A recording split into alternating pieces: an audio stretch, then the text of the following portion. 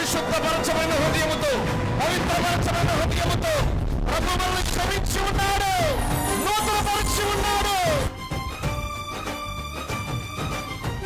పరిశుద్ధాత్మదేవుడు ఈ రోజు అంటున్నారు మనతో, ఒక నిలకడైన మనసు కలిగి ఉండండి. ఆధ్యాత్మికంగా కానీ, మీరు చేస్తున్న వాటిల్లో కానీ, కుటుంబ పరంగా కానీ, యవన బిడ్డలు మీ భవిష్యత్తు విషయంలో కానీ, దేనిలో అయినా, సంఘములో కానీ నిలకడైన స్థితి కలిగి ఉంటే ప్రభు ఆశీర్వాదాలు మన వెంటే వస్తాయి. స్తోత్రాలు చెల్లిస్తుండగా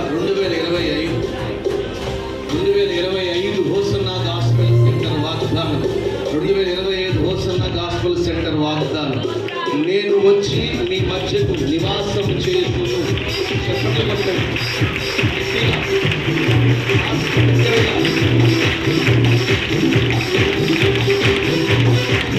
నేను వచ్చి మీ మధ్య నివాసం చేయుదును. నేను వచ్చి మీ మధ్య నివాసం చేయుదును.